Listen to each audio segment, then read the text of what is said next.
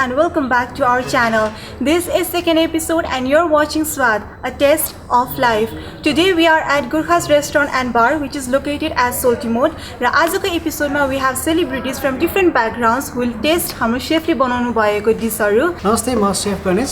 आज म हजुरको लागि चाहिँ मटन रोगन जोसको रेसिपी लिएर आएको छु. र मटन रोगन जोस बनाउनको लागि मैले मसँग डिफ्रेन्ट इन्ग्रेडिएन्टहरु यहाँ छ मैले लिएको छु. र मटन रोगन जोसको लागि मैले 1.5 केजी मटन लिएको छु. त्यसरी मसँग यहाँ जिन्जर गार्लिक पेस्ट छ, curd, tomato paste, brown onion paste. Brown onion paste चाहिँ मैले अनियनलाई स्लाइस काटेर यसरी गोल्डन ब्राउन हुने गरी फ्राई गरेर पेस्ट गरेको छु ताकि हामीलाई ग्रेभी बनाउन सजिलो होस् भनेर.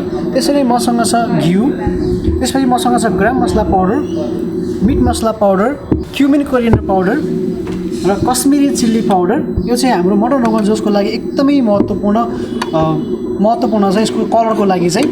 र मसँग छ chop coriander leaf, mint leaf, cooking oil, cinnamon stick, garam masala powder. यो चाहिँ मैले होममेड आफैले बनाएको गरम मसला पाउडर हो.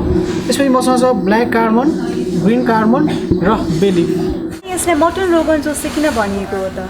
Okay, so mutton rogan josh भन्नुको कारण चाहिँ यो त स्पेसल्ली इन्डियाको कश्मीरी क्षेत्रमा पाइने एकदमै बेस्ट मटनको करी हो.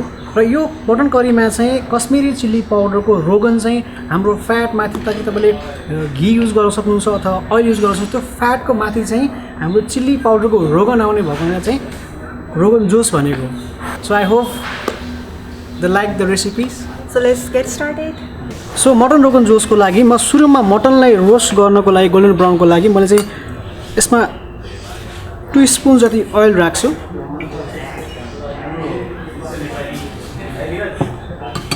सो हाम्रो पट एकदमै राम्रोसँग हिट भइसकेको छ. हाम्रो पट हिट भइसकेपछि यसमा म सिनामन स्टिक राख्छु, ब्ल्याक कार्मन, ग्रिन कार्मन, बे लिफ. र हाम्रो होल गरम मसला राम्रोसँग ब्राउन भइसकेपछि यसमा चाहिँ म हाम्रो मटनको मिट राख्छु.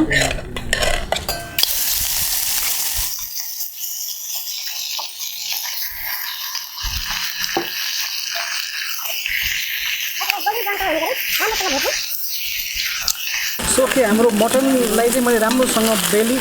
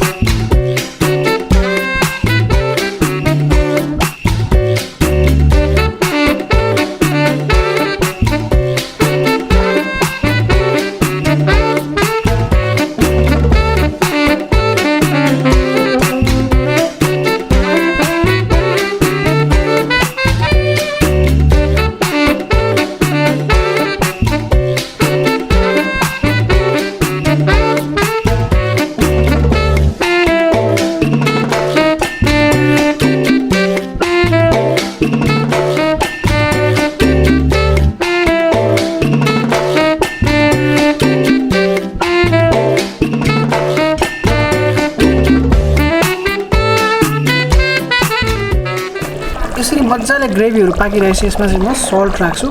Salt to test. सल्ट चाहिँ हजुरले आफूलाई कति लिन मन लाग्छ त्यो राख्नुहोस्. सो पाउडरले चाहिँ यसको टेस्ट एकदमै राम्रो हुन्छ र यसको ग्रेभीलाई एकदमै हेल्प गर्छ. सो म चाहिँ 1.5 टीस्पुन सो पाउडर राखेँ.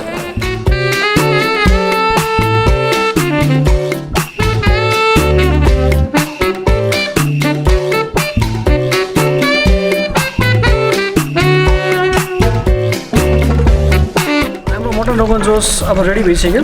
हेर्नुहोस्, हाम्रो रोगन जोस एकदमै बेस्ट कलरमा, हाम्रो घिउको माथि हाम्रो कश्मिरी चिली पाउडरको रोगन जोस एकदमै बेस्ट छ. र यसको ग्रेभीको कन्सिस्टेन्सी हेर्नुहोस् एकदमै राम्रो छ. Wow, Looks so good.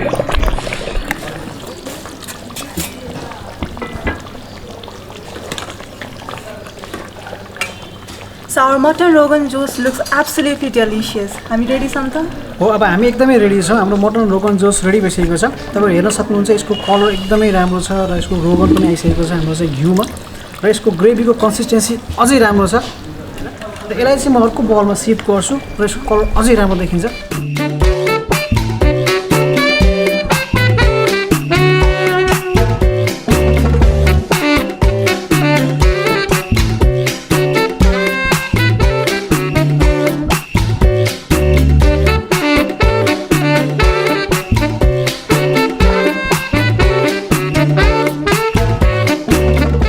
Dish is finally ready and we are going to serve this dish to our celebrity Shrestha.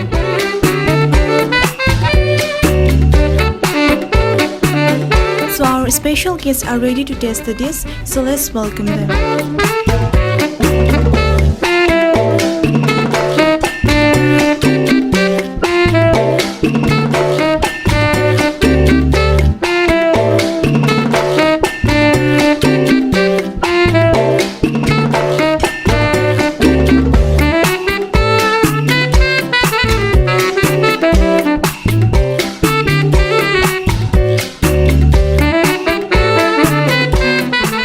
Our guestहरूले plate almost clear गरिसक्नुभयो, so let's get the review.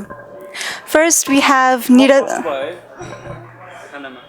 के price छ so anyways thank you so much है यो जुन यो rice अनि mutton है as मलाई त्यति चिकन प्रिफर गर्छु मटन भन्दा पनि तर उहाँले बनाउनु भएको मटन खाँदाखेरि चाहिँ मलाई जुन त्यो मटन खाए जस्तो भएन क्या त्यो नेक्स्ट लेभल टेस्ट थियो अनि थ्याङ्क यू सो मच अनि यो खासमा टेस्ट त अब हामीले मटन खाइराखेको पनि हो र अरूभन्दा चाहिँ विभिन्न अलिकति अर्कै टेस्ट पाएँ क्या मैले अलिक त्यो हुन्छ नि मसालेदार त्यो अलिकति रेसिपी जुन अघि हाम्रो सेफले त्यो मैले बनाउँदाखेरि पनि देखेको थिएँ अनि दामी हाम्रो सेफले त बनाउनु नै हुन्छ हजुर चाहिँ ट्राई गर्नुहुन्छ कि हुँदैन घरमा अब उहाँले बनाउनु भने चाहिँ अफकोर्स म ट्राई गर्छु होइन नत्र भए म मटन सानैदेखि अलिकति इन्ट्रेस्ट नभएको मान्छे तर उहाँले चाहिँ एज अ मटनलाई पनि मटन भन्दा पनि नेक्स्ट लेभल तरिकाले त्यो मसलाले जित्यो क्या उहाँले जुन एउटा बनाउनु पनि प्याकेज त्यो प्याकेजले चाहिँ त्यो मटनलाई पनि बिग मटन भन्नाले फेरि त्यो रायो होइन कि जस्ट एनदर लेभल थियो thank you so much thank you दाइ नाउ वी हेभ कार्लोस खानाको बारेमा भन्दाखेरि चाहिँ इट वाज लाइक गुड अब इन टर्म्स अफ तपाईँहरूले स्पाइसेसहरू धेरै हाल्नु भएको छैन आई नो द्याट है यो घरमा बनाउने तरिका हो यो रेस्टुरेन्टमा चाहिँ विभिन्न थरीको स्पाइसेसहरू पाउँछ होइन आइएम स्पिकिङ बिकज म चाहिँ यही इन्डस्ट्रीमा रिलेटेड भएर हो तर विथ दिस सिम्पल इन्ग्रिडियन्ट्स यति मिठो बन्छ भन्ने चाहिँ अफकोर्स स्योर तपाईँको रेसिपी चलाउनु एकदम राम्रो यो दसैँ एकदम भव्य हुनेछ thank you now we have our singer mister Bishwa Nepali म चाहिँ यसको जवाब चाहिँ गीत गाएर दिनु पर्ला है मिठो साह्रै मिठो अचम्मै मिठो साँच्चै मिठो आहा कति मिठो गुर्खासको खाना स्वर्गै जान नपर्ने यहाँ आएसी केही खानै नपर्ने मटन खाएसी कसम अति अति अति अति अति मिठो यहाँको खाना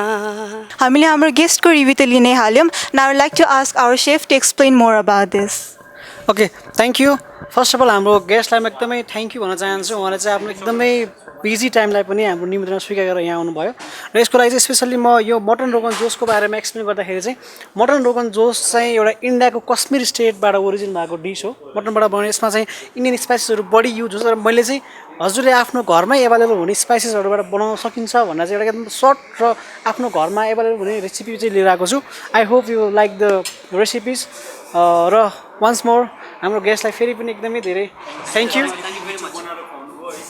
र यस्तै यस्तै अन्य रेसिपीको लागि चाहिँ प्लिज हाम्रो च्यानललाई चाहिँ सब्सक्राइब गरिदिनु होला डोन्ट फर्गेट टु सब्सक्राइब स्वाद अ टेस्ट अफ लाइफ किनकि साँच्चै नै टेस्ट अफ लाइफ नै हो